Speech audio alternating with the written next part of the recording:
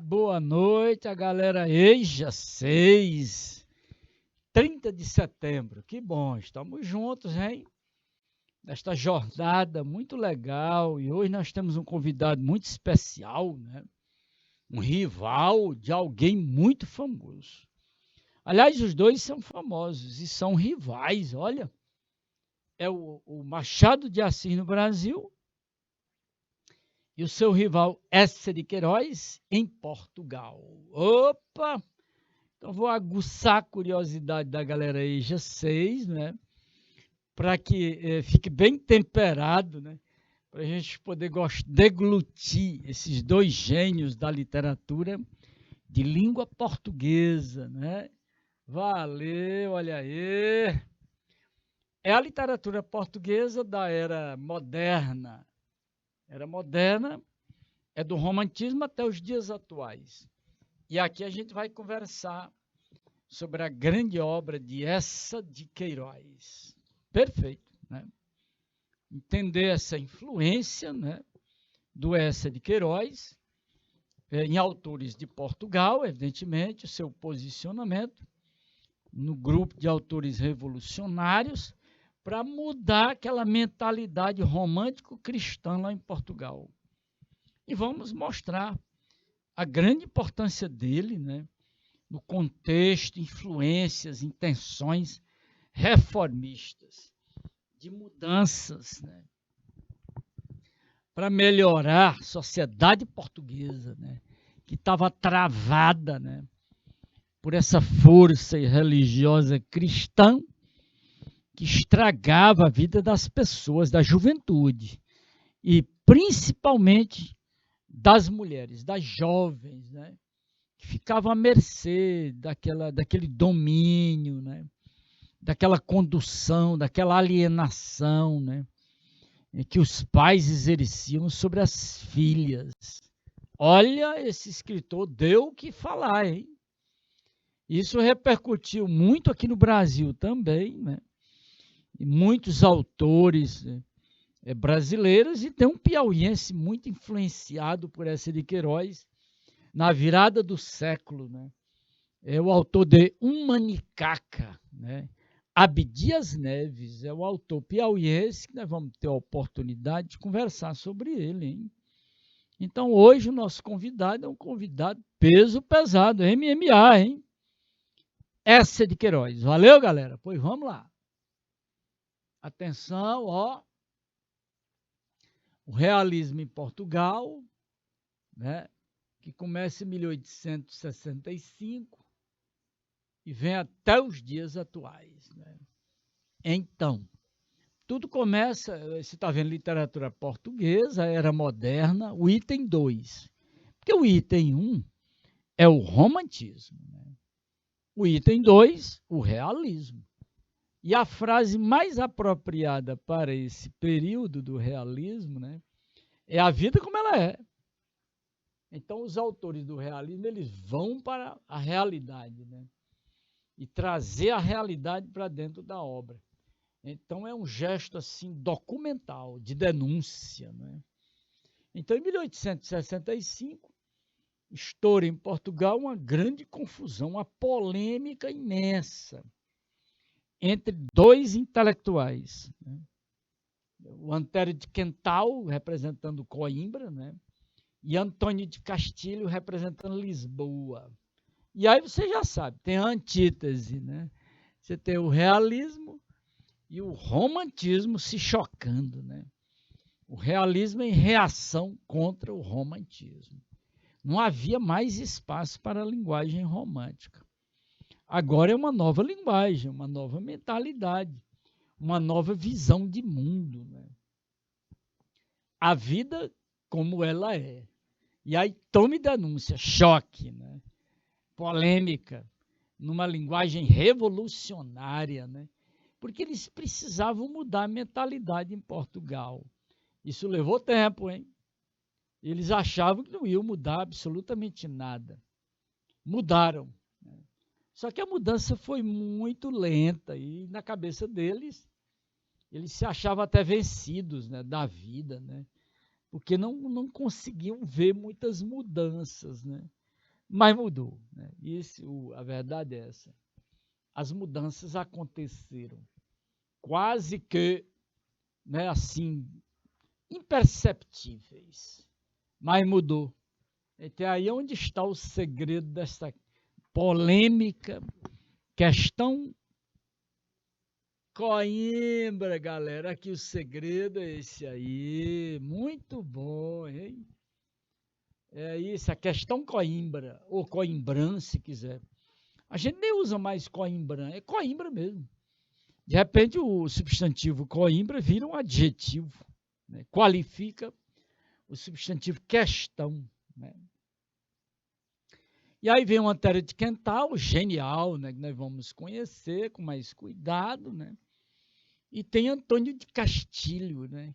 Um professor muito famoso de Lisboa, mas com a mentalidade ainda romântica, e a turma caiu nele, né? De porrada, né?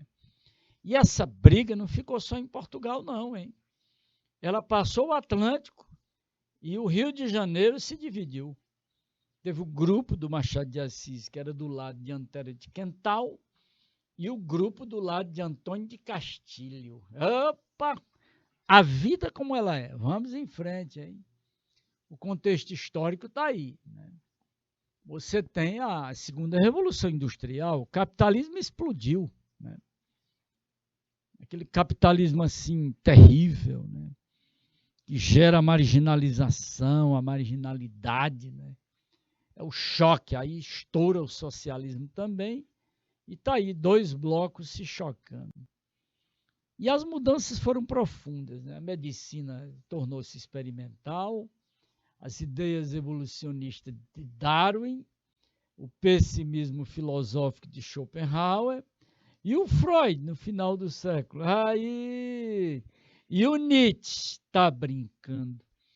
E aí vem o positivismo de Augusto Comte, que quase vira religião no Brasil. Né? Dois tem um vestígio muito forte do positivismo. Basta você olhar para a bandeira brasileira, né? Ordem e progresso. Isso aí é um postulado positivista. Tá vendo? Bom, o lado meio assim, que não prosperou, foi o determinismo, essa coisa de achar que o homem é produto do meio, raça, não sei o quê, momento, isso é papo furado. Mas na época aconteceu esse fenômeno aí, né? Durante uns 15 anos, essa coisa pegou. E muitos autores misturaram isso aí, né? O realismo e o determinismo, né? O naturalismo. O Essa foi um deles. E você tem 90% de realismo e tem 10% de naturalismo dentro das obras do Essa. Em algumas. E é isso que nós vamos ver. Tá bom aí, já sei. Que legal. Vamos que vamos, hein? E algumas características e origens, né? Do realismo. Né? França, claro. Né? Temas, características. O grande tema é o dinheiro. Um outro grande tema, o adultério. Né? E a forma de ver isso? Análise psicológica e social. E aí vem o pessimismo, a ironia, né? E a vida como ela é, o cotidiano, né? Buscar a realidade, usar a razão, encarar a situação com muita objetividade. Esses são os postulados das características. Bom, a França com Gustave Flaubert e Émile Zola, Madame Bovary de 1857 e Thérèse Racan de 1867. Esse é um problemão muito sério. Né? São as origens. É tanto que foram feitos vários filmes. Né? Madame Bovary, do Flaubert, um romance extraordinário. É o fundamento do romance ocidental, nesse campo da análise psicológica, de contexto. Né? E aí o realismo ele surge, né, como crítica contra o romantismo, contra aquela classe burguesa ociosa, né? e contra o clero. Olha aí a pancada, onde nos chegou, né? Contra o clero, olha que coisa, né? Pois está aí, o realismo vai bater duro na classe burguesa e bater muito firme, num sentido renovador, no clero. Tá bom? Vamos ver isso agora, hein? Tá aí, em Portugal, o realismo ele foi mais contundente do que aqui no Brasil, porque a sociedade portuguesa ela sempre foi muito amarrada, ainda hoje, muito amarrada pelo clero, né? Aquela mentalidade cristã, romântica, piedosa, chororó, né? Aquela coisa toda. Então esses autores passaram a bater nisso aí, hein? Muito firme, olha aí, ó. Mentalidade aí, ó. Eles precisavam inovar, né? Revelar um espírito mais crítico, né? Mais participativo, reformista mesmo, o sentido era esse, né? Aqui, ó. Aí, ó. Segure aí, G6, que aí não é fácil, hein? O Eça de Queiroz vai chutar com 2 pés, né?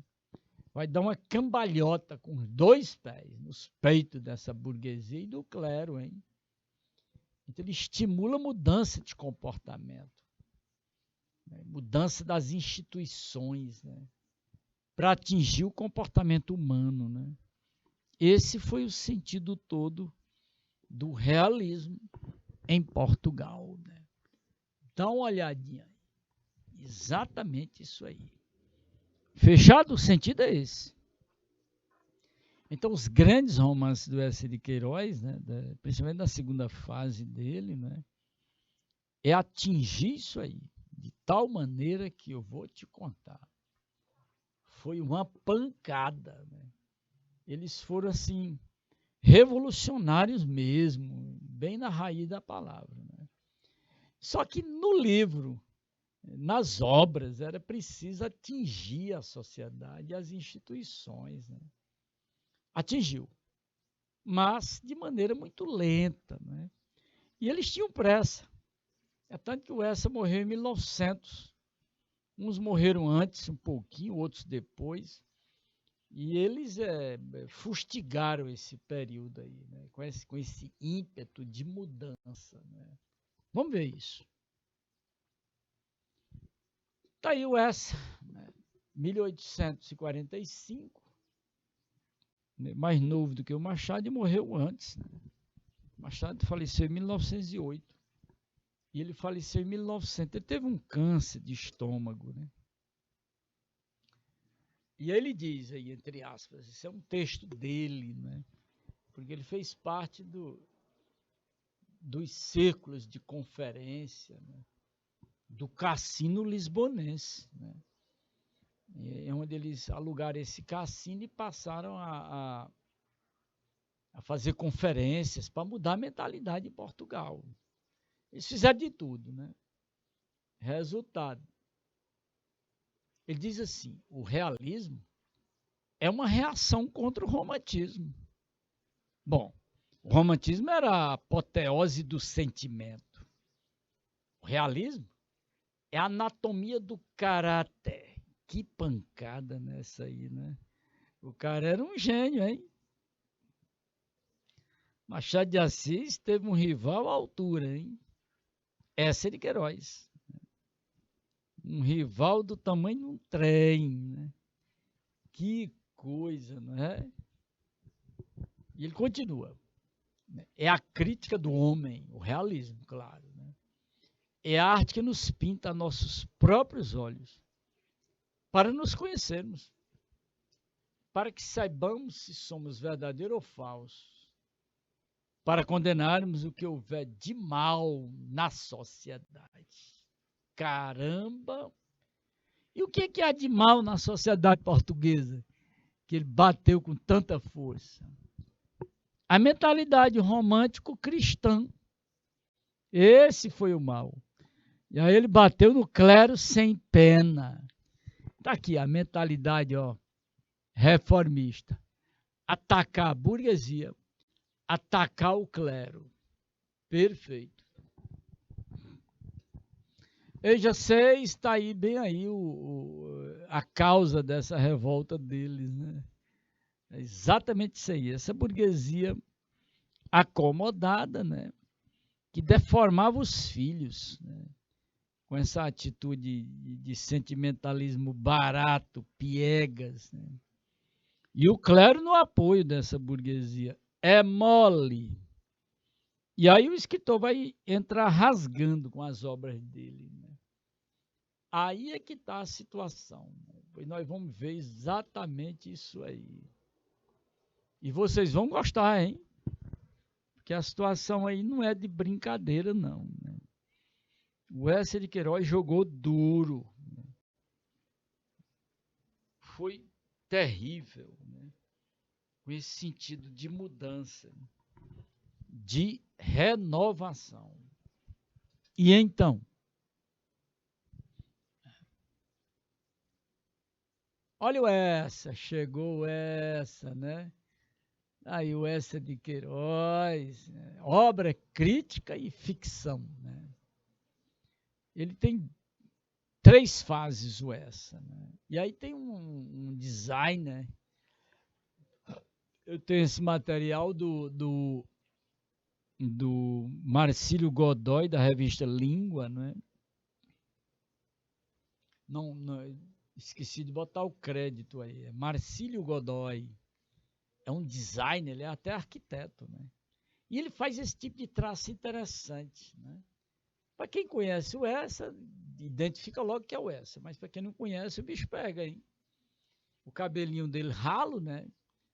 O olhar dele severo, com o piscinê dele, tá aí o olhar, né? E um bigodinho, né? Bigodinho, né? Rostinho magro, né?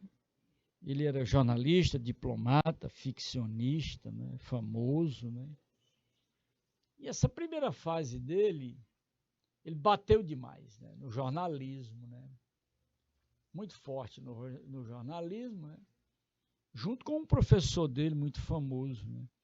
Ramalho Ortigão, esse professor. Né? Isso aí foi uma fase de chutar mesmo, não teve conversa não. Uma fase de muita crítica, né? Isso durou mais ou menos uns 10 anos, né? Ele se ausenta de Portugal, né? Vai para Cuba, vai para os Estados Unidos, vai para a Inglaterra, vai para a França. O cara era um jornalista, né? E como jornalista ele fez a cobertura do Canal de Suez, da inauguração do Canal de Suez. Tá vendo? Depois assumiu embaixada de Portugal, né? Em Cuba, depois na Inglaterra, depois na França. Ele morre na França, né? Em 1900. Ele era diplomata português na França. Né? A coisa aí pegou, hein? Na segunda fase da vida intelectual, do ficcionista, olha aí, o piscineiro no olho, né? Foi baseado nessa arte aí. Isso é tirado de uma fotografia mesmo, né? Você vê o bigode, o cabelinho muito pouco, muito liso, né? E o piscinê no olho direito, né? Essa segunda fase aqui imortalizou esse autor. Né? É a fase do realismo naturalismo. Mais de 10 anos aí, não é? Uma coisa muito, uns 13 anos aí. 1875, 1888, né? É a fase da crítica social, da documentação, da análise psicológica, né? Da sociedade portuguesa. E aí ele vai esbanjar, ó, ironia, sarcasmo, né? Contra o clero e contra a burguesia. Né? Olha os romances. Eu convido vocês para assistirem os filmes, né, que foram feitos do Crime do Padre Amaro. Tem uns 3 filmes já fizeram. Né? O Primo Basílio, nossa, foi feita uma adaptação para a TV, uma pancada, né? E a obra magnífica dele, né, que é Os Maias, né? Dizem os críticos que é a obra-prima dele, né? Eu também gosto, acredito que seja. Né? Mas a obra de maior ironia contra o clero, né? A Relíquia. Isso é uma doideira, viu? A gente ri das sacanagens do Raposão. Um sem vergonha esse Raposão. Vai para Jerusalém, a relíquia, hein? Ele inventa tudo, mente para danar, safado todo, né? E traz de lá uma coroa do espinho e diz que era a coroa de Jesus Cristo. Olha, um negócio de doido. Né? Eu convido vocês para, se não puder ler a obra, né, assistirem as adaptações que fizeram para a TV e para o cinema. Né?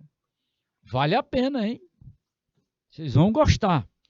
Vão analisando aí o título, os títulos.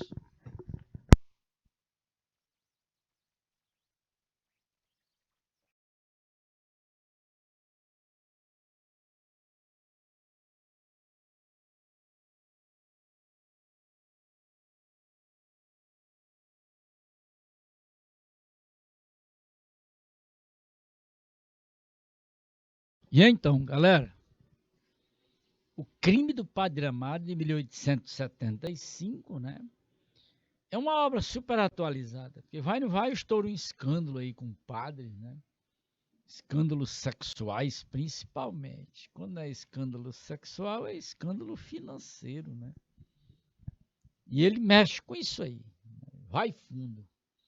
Joga duro. Então você vê o título, a curiosidade começa pelo título.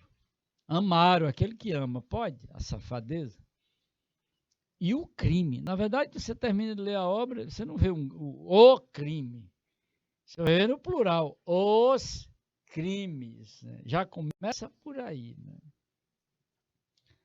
Aí vem o primo Basílio, que ele faz uma varredura, né? Na burguesia lisboeta, né? Principalmente chamando a atenção para a alienação das moças, né? Que eram preparadas para casar. Né? E subordinadas ao patriarcalismo. Né? E vem os Maias, que é uma obra impressionante, terrível. Né? Até incesto tem nos Maias. Bom, a grande diferença entre ele e Machado de Assis não é pela qualidade, né? Penso eu que pela quantidade em relação aos contos. Né? Porque o Ecer de Queiroz ele não escreveu quase contos, mínimo, coisinha pouca. Mas o Machado, aí ninguém ganha do Machado de Assis. Essa é uma das grandes diferenças. Né?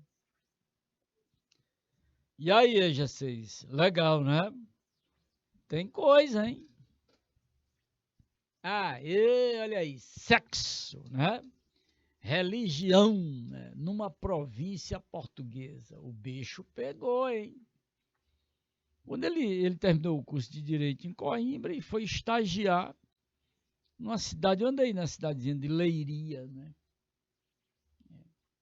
E lá ele observou um escândalo, né, de um padre com a moça. Né? E baseado nesse fato da realidade, a vida como ela é, né? Ele transportou isso para o grande romance O Crime do Padre Amaro, hein?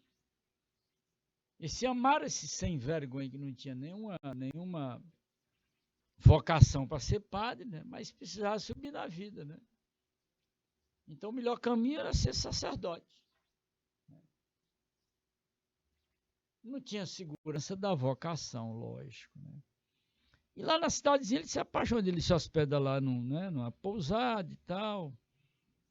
E tem uma moça muito bela, tem namorado e tudo, né?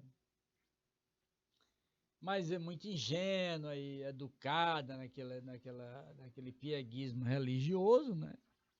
E supersticioso também, né? E aí o sem vergonha do Amaro vai estimulando a moça, pois não é que ele pega a moça e creu. Mas o mais curioso é a mãe da moça, a senhora Joaneira, né? Ele percebeu que ela tinha um caso com o cônego da cidade. Mas que porra, não é? Que porcaria, cara. Aí ele tá, os dois sem vergonha, os dois religiosos, né? E a moça cai na conversa do Amaro. Não deu outra. Né? A pobre da moça adquire uma barriga. Amélia, tá brincando, né? A pobre da Amélia morre de parto, né? O escândalo, o diabo, ela tenta esconder a barriga, escondeu para não ter escândalo, mas morre no parto. Aí ele pega a criança e leva para uma sem vergonha que cuida de criança. Só que essa sem vergonha é uma assassina de quem? É uma infanticida, né? E ele entrega essa criança para essa pessoa cuidar, né? Cuidar, imagine, né? Só que a criança morre com os descuidados dela. Né? E o tempo passa. E o sem vergonha do pai cai fora daquela cidade, vai para outra cidade. Sim, e aí? Bom, ele se muda, vai para outra cidade, significa dizer o quê? Que a safadeza dele vai continuar. Né? A obra é terrível, hein? Não é fácil. E continua. Bom, o Eça de Queiroz, ele põe bem no centro do romance dele, né? O celibato e a hipocrisia social, né? Esse é o problema, né? Ele joga duro com isso. Né? A pobre das moças aceitavam passivamente os conselhos dos padres, né? E nessa história vai e não vai, ele vai manipulando, é egoísta e tal, etc. E sem nenhuma devoção, e a opção é de vida social, o destaque é a igreja, é ser um sacerdote. E aí ele passa a atacar as meninas, né? As moças beatas, né? Não dá outra. Então ele ataca esse tipo de educação que ocorria em Portugal, né? E o romance causou escândalos, evidentemente, né? Junto ao clero, principalmente. É tanto que ele passou uns 15 anos fora de Portugal, né? Porque o romance sacudiu mesmo, né? A pergunta é até que ponto a literatura é capaz de, né? Esse é o detalhe mais curioso. Pois vamos que vamos, tem coisa, hein? Bom, o outro grande romance é o Primo Basílio. Uma história de sedução e hipocrisia. O romance é de 1878, né? Antes de Machado de Assis, ele já era um escritor famosíssimo, né, nesse campo do realismo.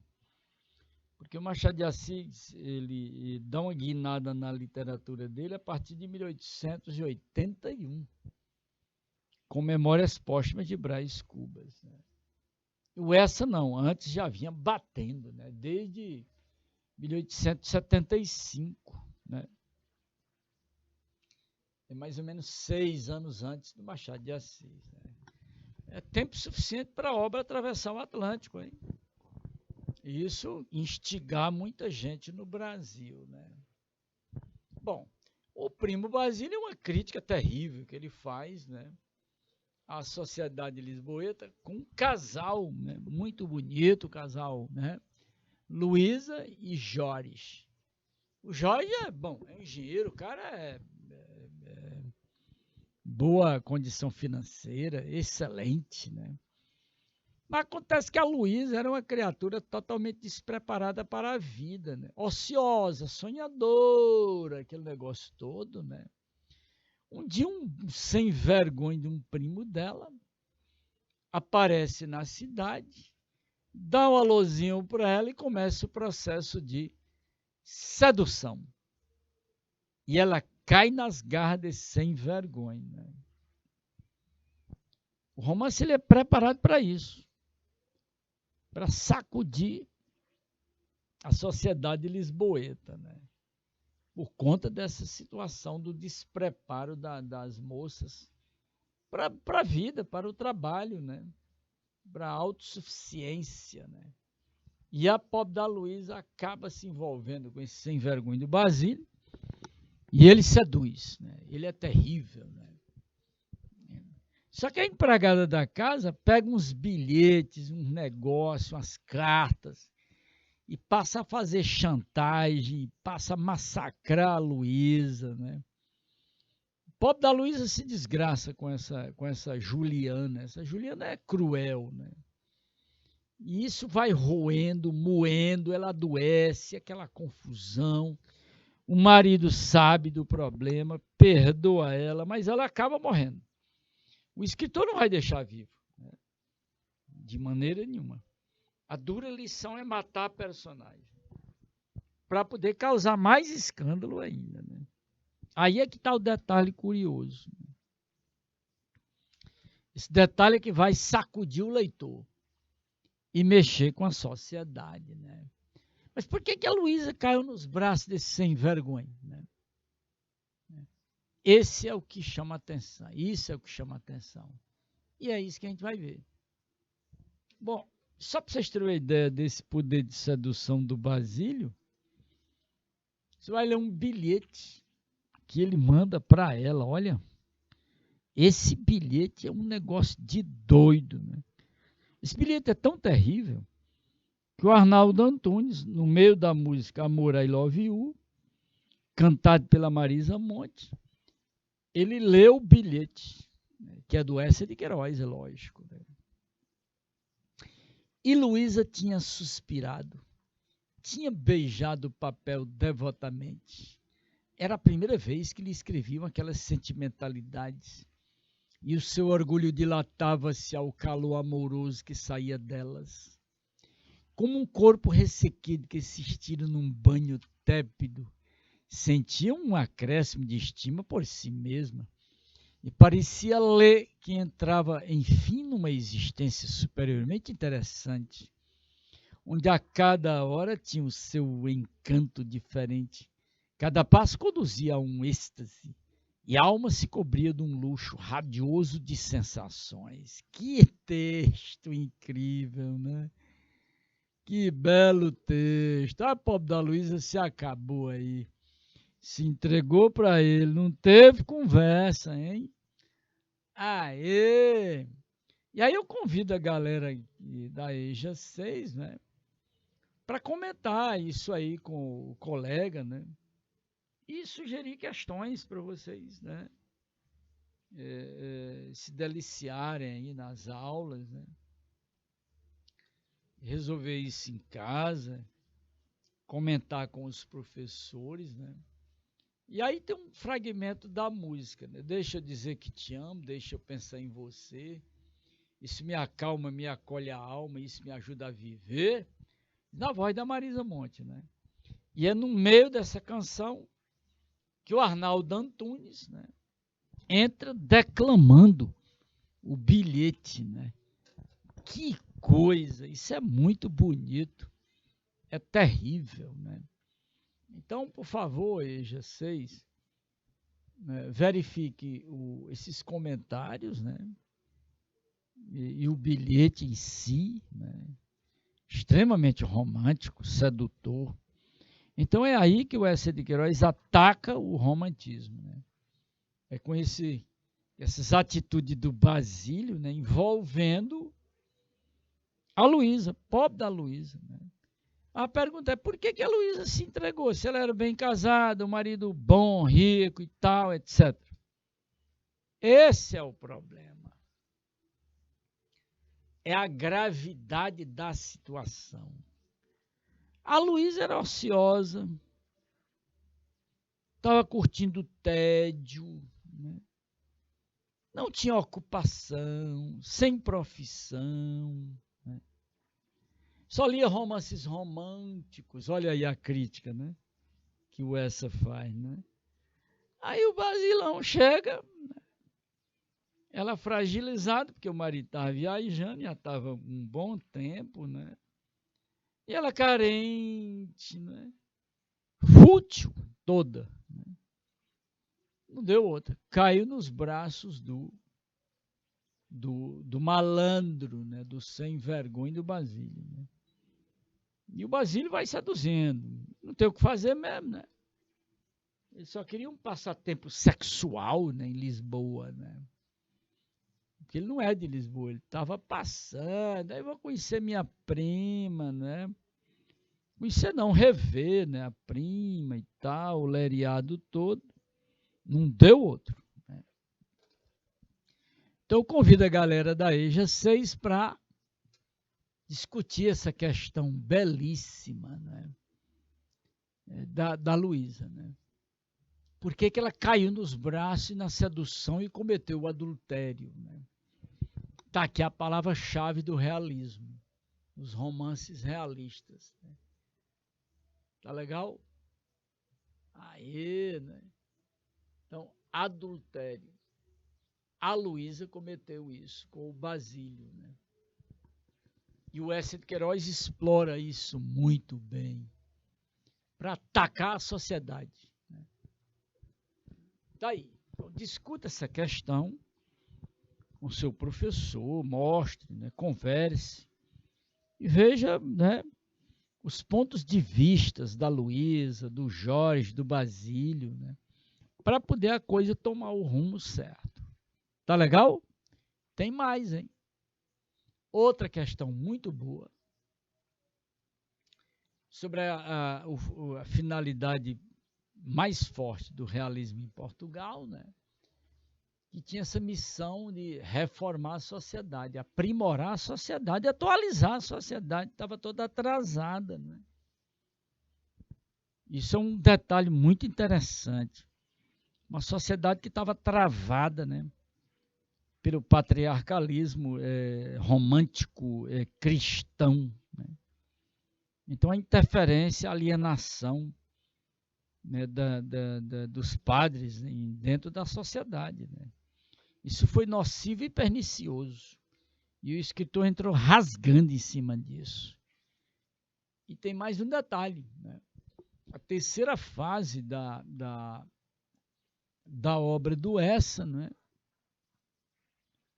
De 1888, uns 12 últimos anos da vida dele, né? Na Europa. Ele saiu daquelas fases de crítica, de denúncia, né? E aí foi atrás dos grandes valores do povo português. Né? E tem 3 grandes obras sobre isso. Né? Aí chamam muita atenção. Né? A correspondência do Fradique Mendes, a ilustre Casa de Ramírez e a Cidade às Serras, que ele não chegou a terminar isso aí.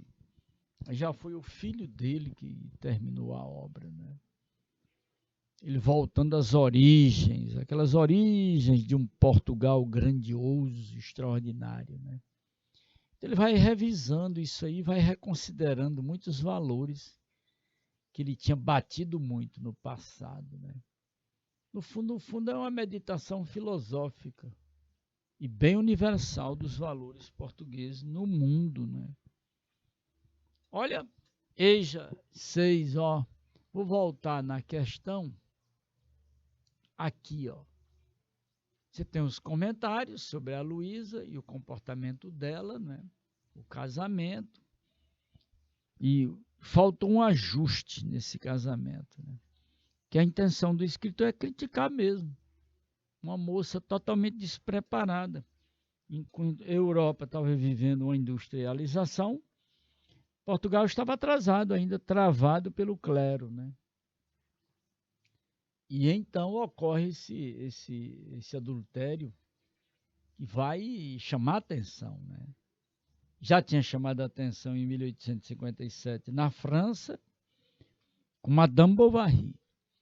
E o autor achou de chamar atenção com esse adultério em Lisboa. Né? Causou escândalo, lógico. Né?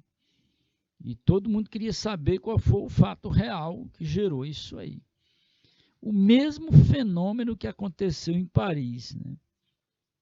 Na França, com o Gustave Flaubert com Madame Bovary, em que aconteceu esse escândalo do adultério, né? E que quase ele ia para a cadeia. Ele tinha que dizer qual foi o fato, né? Em que família aconteceu. Imagine que loucura. Né? E o autor, evidentemente, que não disse isso aí, não iria dizer nunca, né? Não tinha sentido. Né? E isso causou diz no popular, um ribuliço. Né?